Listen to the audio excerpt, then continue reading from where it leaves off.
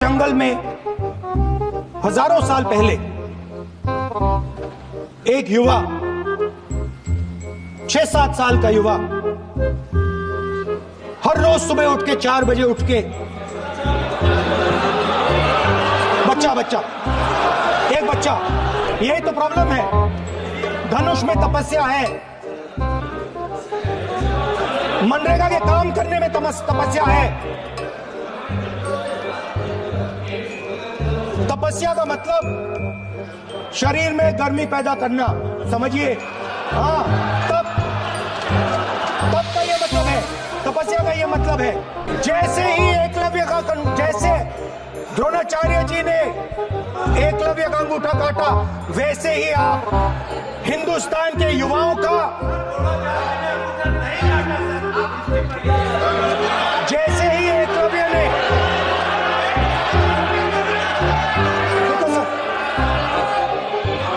जैसे एकलव्य का अंगूठा काटा गया, वैसे ही आप हिंदुस्तान के युवाओं का सबका अंगूठा काटते हो।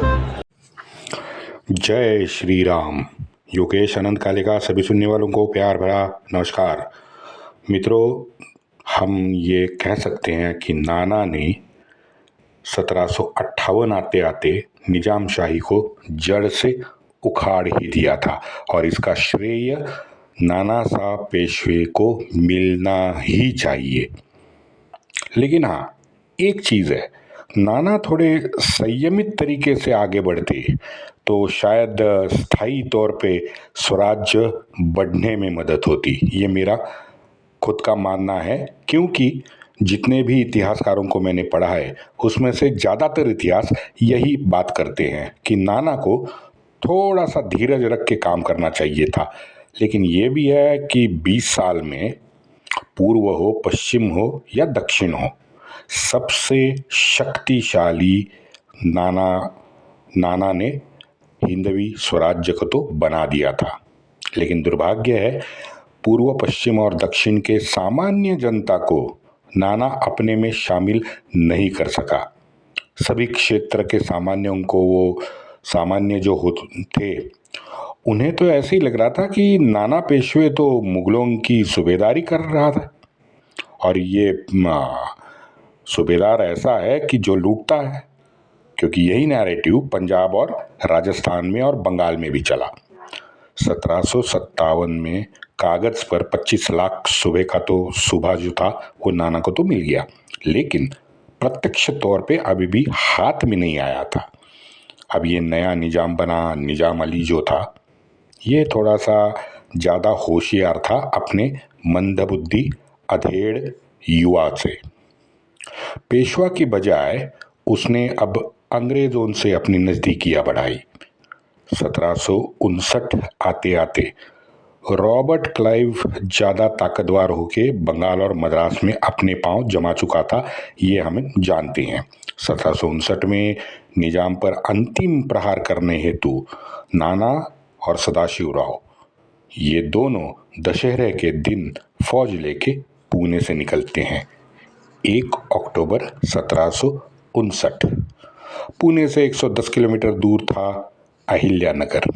अब अहिल्यानगर संभाजीनगर से भी उतनी ही दूरी पर है जितने पुणे से है, यानी 110 किलोमीटर के आसपास। अहिल्यानगर जब से निजामशाही स्थापित हुई है, तब से मध्यवर्ती लश्करी ठिकान निजाम ने बनाया हुआ था।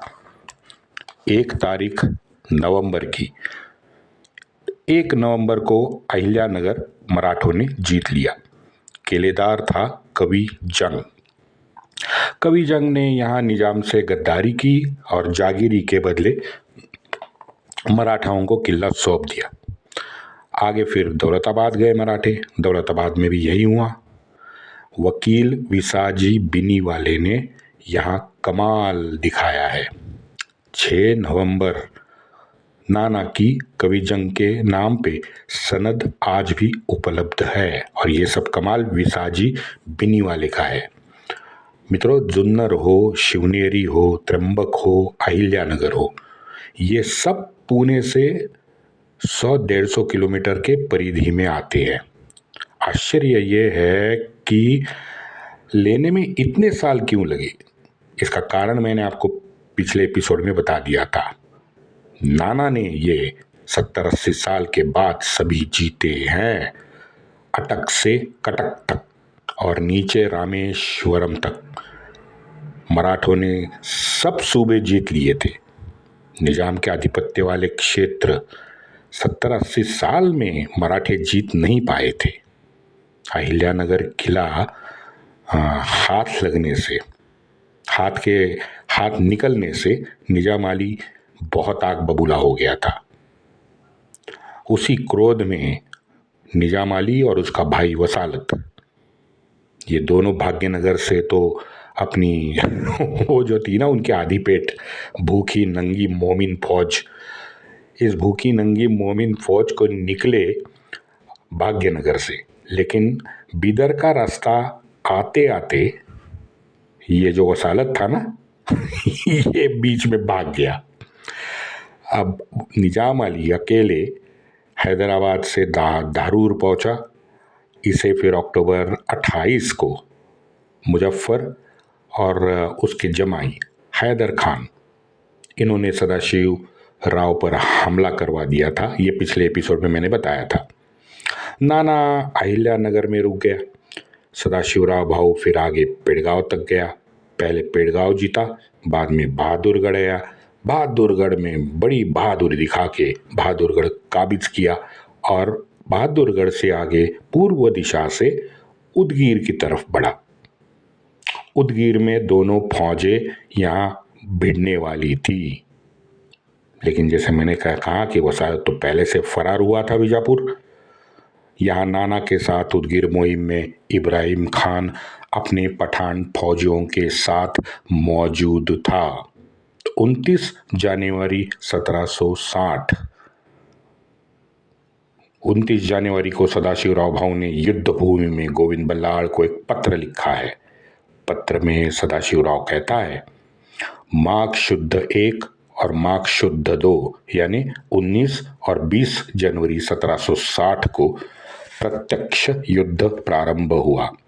मराठाओं की तरफ से सबसे आगे इब्राहिम खान और उसकी पठानी फौजें उनकी तोपों के साथ थी। चारों दिशा से मुगल सेना पे इन लोगों ने हमला बोल दिया। यह एक पत्र में न सदाशिवराव भाऊ ने मित्रों मुगल सेना लिखा है, क्योंकि देखो कागज पे निजाम अभी भी मुगलों का ही दक्खन का सूबेदार था, इसलिए वो मुगल सेना को चारों ओर से मुगल सेना को घिर के उनका दाना पानी बंद हुआ। चंद्रसेन जाधव पुत्र रामचंद्र निजाम के साथ अपनी 100 फौजें और 10,000 सैन्य के साथ आया हुआ था।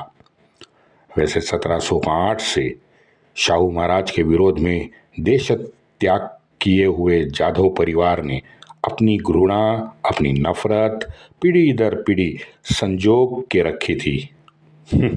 ये दुर्भाग्य, अब क्या बोले, लेकिन ये अभी तक 1760 तक तो चालू थी। 30 जनवरी तक ये युद्ध पूरी जोर शोर से शुरू था। दोनों पक्ष खुल के सामने भी आ रहे थे और छुप भी रहे थे। दोनों, अगर आप कहना चाहो तो एक दूसरे को आजमा रहे थे। यहाँ सदाशिव ने एक चाल चली। सदाशिव ने सिलेक्टेड मराठाओं को साथ लिया और धारूर औसा रास्ते पे वो चला गया। धारूर औसा रास्ते से मुगल आ रहे थे। सदाशिवराव भाऊ मुगल से भिड़ गया। 11 हाथी, 15 तोपे उसके साथ वो लाया हुआ था। सामने मुगल आए थे। मुगल आने पर राह देखने वाले सदाशिव ने ताबड़तोड़ हमला मुगलों पे बोल दिया। बताते हैं 8 मुगल सरदार तात्काल युद्ध भूमि में मार डाले गए। वैसे मराठाओं का वहाँ का तोपखाना प्रमुख केशवराव पानशी वो भी मारा गया। 150 के करीब मराठा भी यहाँ औसा रोड पे मारे गए हैं। लेकिन विश्वासराव ने अपनी तीरंदाजी से कमाल दिखाया। 2 महीने विश्वासराव फौज के साथ घोड़ों पे सवार था। इसीलिए मुगलों की मुख्य सेना घबराई और तितर बितर अस्ता व्यस्त हो गई। अब वो भागने लगी तो उनका पीछा मराठा करने लगे। औसा का नवाब, उसका एक छोटा सा किला था, वहां तक मराठे पहुंचे। पीछे सदाशिवराव और विश्वासराव दूसरी पंक्ति में उनके पीछे थे। औसा के ये नवाब के किले पे मराठा ने धावा बोल दिया।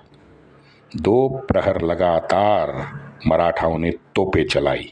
मुगल सेना, उनके घोड़े, बैल, सबकी हानि होने लगी थी। 3 दिन आग को झेलकर मुगल सेना वहां से पीछे हट गई और भाग गई। नाना भी तब तक अहिल्यानगर से यहाँ औसा के किले तक पहुंचा था। औसा किले का उद्ध्वस्त नजारा देख के नाना बड़ा हर्षित हुआ। तत्काल अपने साथ आए हुए सांडनी स्वार यानी ऊंट स्वार को सोने का कड़ा नाना ने बख्शिश दिया है। दूसरे दिन दीवान विट्ठल सुंदर स्वयं वार्ता के लिए नाना के शामियाने में पहुंचा। सदाशिवराव भाऊ ने तो उसे दौलताबाद किला और 1 करोड़ रुपए की मांग कर डाली। विट्ठल सुंदर चौंका। आखिरकार बातचीत के बाद 60 लाख रुपए का क्षेत्र देने का उसने वादा किया। आशीरगढ़, दौलताबाद ये 2 किले, बीजापुर, बुरहानपुर ये 2 शहर, और एक चीज मराठाओं के इस युद्ध में मराठाओं को प्राप्त हुई। आगे 2 साल बाद जब निजाम अली फिर मराठाओं से लड़ने आया तो रामचंद्र जाधव मराठाओं की तरफ से निजाम अली के विरुद्ध लड़ा है। इस शताब्दी के जितने भी सुखद क्षण हैं ना मित्रों, इसमें ये सबसे मुझे ज़्यादा सुखद बदलाव लगता है, क्योंकि धनाजी राव जाधव जैसे महापराक्रमी योद्धा का ये पोता आज 40-50 साल के बाद स्वराज्य में लौटा था। ये बहुत बड़ी घटना है मेरे लिए। नाना ने इस बार गलती नहीं की जो नाना गत 7-8 साल से करता आ रहा था। इस बार नाना ने जल्दबाजी दिखा के गोपालराव गोविंद इनको दौलताबाद भेजा, बचाजी विश्वनाथ को आशीरगढ़ भेजा और नागोराम पंत उनको तत्काल वहां रवाना किया, क्योंकि करार में स्पष्ट लिखा था कि किले का हस्तांतरण त्वरित होगा।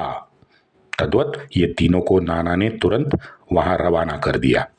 उसके बाद निजाम अली इलिचपुर में और सलाबत भाग्यनगर चले जाएं, ये करार की शर्त नाना ने रखी। दूसरी शर्त, भविष्य में निंबाळकर या कोई मराठा सरदार इनकी सेवा निजाम नहीं ले सकेंगे, ये दूसरी शर्त नाना ने वहां रखी। 1 अक्टूबर को पुणे से सीमोल्लंघन करने वाले नाना ने 3 फरवरी 1760 को इस करार पे स्वाक्षरी करके युद्ध समाप्ति की घोषणा की। 19 फरवरी को सदाशिवराव भाऊ ने मालवा, बुंदेलखंड, गुजरात सभी सरदारों को एक ही पत्र लिखा है। पत्र में लिखा ना सदाशिवराव भाऊ ने विजय को विस्तार से लिखा है। इस लड़ाई से नाना के हाथ 62 लाख का क्षेत्र कब्जे में आया। 6 किले आए, 4 नए प्रांत हिंदवी स्वराज्य को प्राप्त हुए, अंबड़, फुलंब्री, नांदेड़, विजापुर। इतिहास में पहली बार हिंदवी स्वराज्य में ये चारों प्रांत शामिल हुए थे। बड़ी बात थी। अहिल्यानगर, दौलताबाद, बुरहानपुर और बीजापुर, ये बेमानी राज्यों की ये 4 पूर्व राजधानियां थी। अब वो भी भगवा के आधिपत्य में थी। अधमरा निजाम अली, उदगिर के बाद तो मित्रों पूरा का पूरा निस्तेज हो गया। उसे बस अब नंगा करना बाकी था। अधिकार से, आत्मसम्मान से तो वो हो ही गया था उदगिर में, वर्चस्व तो उसका खत्म हो गया था और संपत्ति थोड़ी फार बाकी थी, उसको लूटना बाकी था। मित्रों, ये उदगिर की ये जो लड़ाई है, ये मराठाओं के शौर्य, उनके पराक्रम और नाना साहब पेशवे के कर्तव्यगारी का मूर्तिमंत प्रतीक है।